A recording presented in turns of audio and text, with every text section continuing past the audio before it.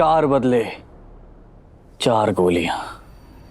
पहली मेरी गजल को मुझसे छीनने के लिए,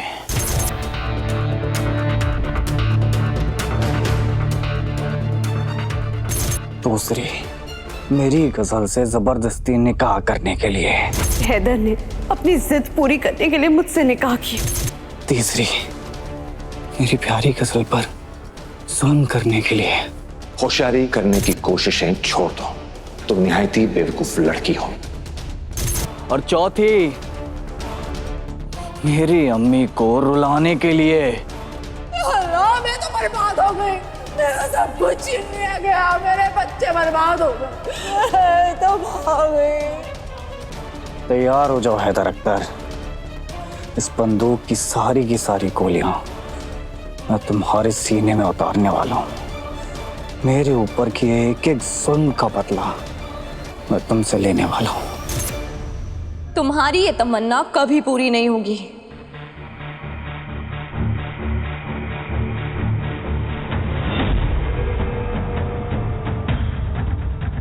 तुम हैदर को मारना तो दूर, तुम उन्हें छू भी नहीं सकते।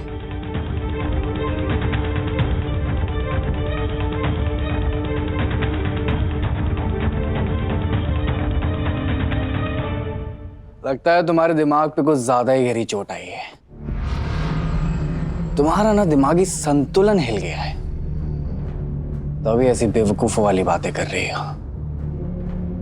खुद को तो तुम बचा नहीं पाई थी, जो हैदर को बचाने की बात कर रही हो।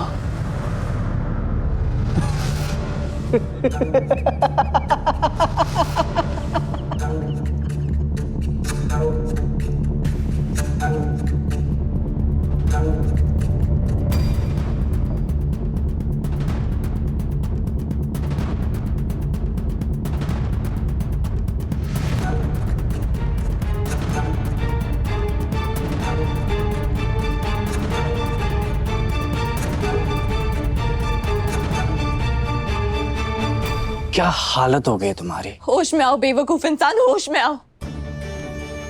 कितने प्यारे इंसान थे तुम, और अब खुद को देखो, हैवान बना दिया उस गजल ने तुम्हें। उसका असली चेहरा पहचानो रूहान, खुदा के लिए दूर हो जाओ उससे। तुम उसके लिए सिर्फ एक मोहरा हो। अपना काम निकालते ही ना वो सबसे पहले तुम्हें ठिकाने पे लगाएगी। संभल जाओ, नहीं तो फिर से तुम्हारा दिल टूटेगा। झूठ बोल रहे हो तुम मुझसे। मैं अब तुम्हारे झांसे में नहीं आने वाला। तुम कितनी भी कोशिश कर लो, हैदर को नहीं बचा पाओगे। हैदर तो मरेगा। रोहन, जुबान संभाल के बात करो। मैंने बहुत कोशिश की है तुम्हें समझाने की, मगर अब और नहीं। अब मैं तुम्हें बेनकाब करके रहूंगी, तुम्हारी हकीकत सबको बता के रहूंगी। मैं चीख के सबको बता दूंगी कि तुम मेरे हैदर को मारना चाहते हो। बेशक, जाओ जाकर सबको बता दो। जब तक तुम जाकर सबको बताओगे, मैं तो घर से बाहर निकल चुका हूंगा। और जैसे ही हैदर इस घर से बाहर आएगा, मैं उसके सीने में इस बंदूक की सारी गोलियां उतार चुका हूंगा। फातिहा दुरूद पढ़ना शुरू कर दो, उससे मरने वाले को जन्नत नसीब होगी।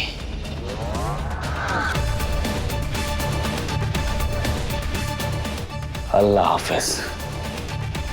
रोहन मेरी बात, रोहन रुको, रोहन।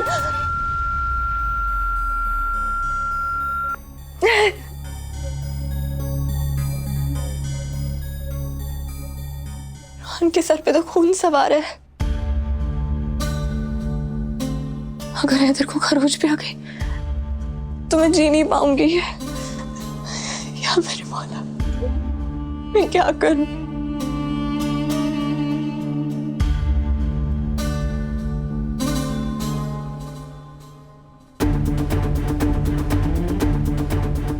अपने शौहर को बचाने के लिए मुझे सख्त कदम उठाना ही होगा।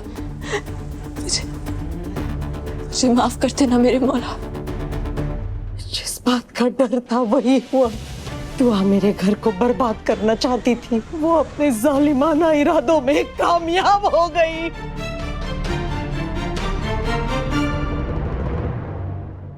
Hello, police station. मैं दुआ हैदर अख्तर बोल रही हूँ, अख्तर मंजिल से। मुझे FIR दर्ज करनी है। भाभी किस शख्स की बात कर रही हैं? कहीं भाभी ने अम्मी के खिलाफ पुलिस कंप्लेंट तो नहीं कर दी? दुआ के जज्बात के साथ खिलवाड़ हुआ है, उसकी इज्जत उछाली गई है और अब उसकी जान पर बनाई है।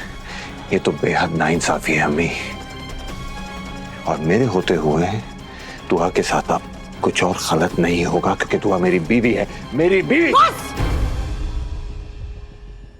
बीवी बीवी बीवी अपनी अम्मी के जज्बात समझने की कोशिश करेगा? अगर कोशिश करके देखेगा ना तो एहसास होगा तुम्हें, तुम्हारी उस दुआ ने, तुम्हारी उस चहीती बेगम ने तुम्हारी अम्मी पर कितने जुल्म किए हैं। मेरे शौहर को मेरे खिलाफ किया, मेरे बच्चों के कान भरे, मेरे बेटे को, मेरे जिगर के टुकड़े को तुम्हें है तो मुझसे छीन लिया। लेकिन तुम्हें ये साजिशें नजर नहीं आएंगी बेटा, नहीं नजर आएंगी। 9 महीने अपने कोख में पाला है तुम्हें, अपने दूध का कर्ज नहीं मांग रही हूं। इतनी उम्मीद करना तो जायज है ना बेटा कि तुम अपनी अम्मी के दर्द को समझने की कोशिश करो, मगर तुम नहीं करोगे। वो दुआ अगर मुझे जान से भी मार देगी ना तब भी तुम्हें एहसास नहीं होगा। एहसास है अम्मी, एहसास है। ये तो वही बात हुई ना, उल्टा चोर कोतवाल को डांटे। मतलब दुआ को मारने की कोशिश आपने की और कातिल आप दुआ को ठहरा रही है।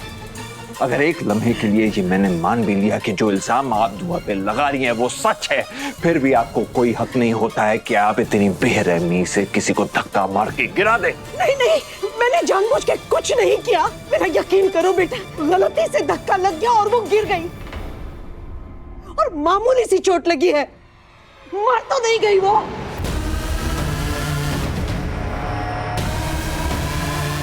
अगर वो मर जाती तो मैं जिम्मेदार थी,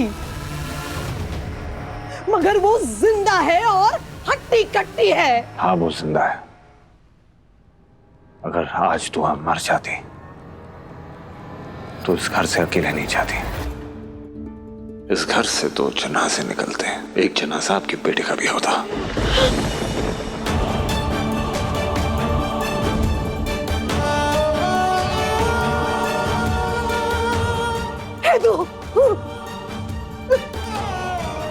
सारी दलीलें आपके खिलाफ होने के बावजूद मैं आपकी हिमायत में सोचने की कोशिश करता रहा, पर मैं नहीं सोच पाया अम्मी। जिंदगी भर आपने यही तरबियत की है ना, जुल्म के खिलाफ आवाज उठाओ, बुराई का साथ कभी मत दो। अफसोस आपकी तरबियत तो जीत गई, लेकिन आप हार गए।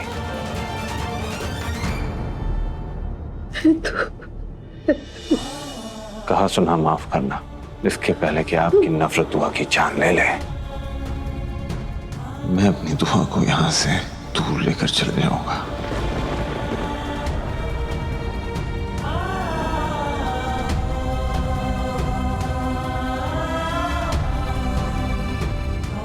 नहीं नहीं हैदू, हैदू नहीं, मुझे अकेला छोड़कर तुम कहीं नहीं जाओगे। उस बदजात लड़की के लिए तुम अपनी अम्मी को छोड़कर नहीं जा सकते बेटा।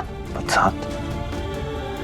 मेरी दुआ बदजात नहीं अम्मी, बेहद नेक है। अपनी नेक बीवी को आपके खतरनाक साए से दूर कर रहा हूं। मुझ पर इसका कोई आसाब नहीं होगा, बल्कि सवाब होगा।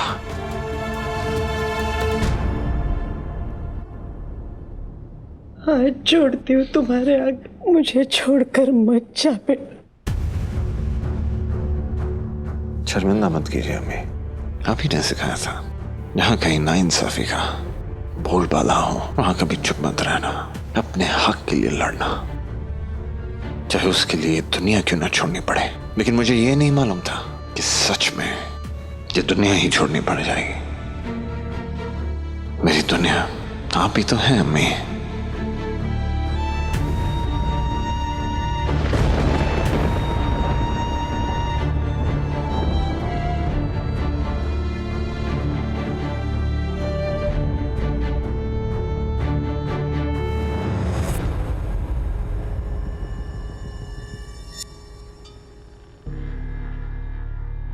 फारूखाबाद वाली ने पागल कर दिया है तुझे। होश में आओ बेटा, उसके साये से निकलो, उसके जादू से निकलो। तो जादू से नहीं अम्मी, इस घर से निकलने की जरूरत है हमें। इसे आप जादूगर कह रही हैं, खुदा की एक नेक बंदी है। अगर उसके साथ और नाइंसाफी हुई ना तो खुदा खुद नाराज हो जाएंगे। मैं जानता हूं कि माँ का मर्तबा बहुत बड़ा होता है, लेकिन खुदा का मर्तबा उससे ज्यादा बड़ा है। मैं और दुआ यहाँ नहीं रहेंगे और ये मेरा आखिरी फैसला है।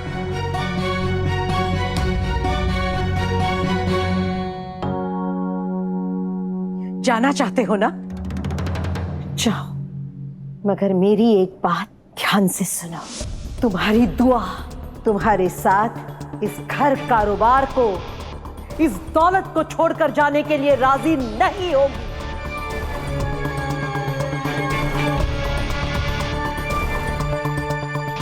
बड़ी सफाई से हथियाई है उसने ये दौलत, ये कारोबार, हमारा घर।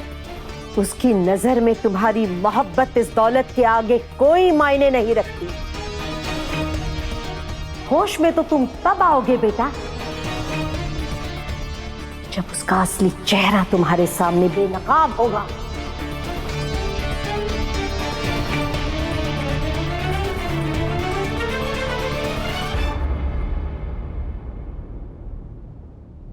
वो दुआ है अम्मी, वो दुआ जो मेरी मोहब्बत के लिए दुनिया छोड़ सकती है। मेरी दौलत क्या चीज है? असली नकली का तो सवाल ही नहीं पैदा होता। दुआ का तो एक ही चेहरा है जिसपे खुदा का नूर बरसता है। अब देख लेना अम्मी, मेरे कहने पे एक लम्हे में दुआ सब कुछ छोड़ने के लिए तैयार हो जाएगी। आप गलत साबित होंगे, ये मेरा दावा है। देखते हैं बेटा, बुला ले अपनी दुआ को।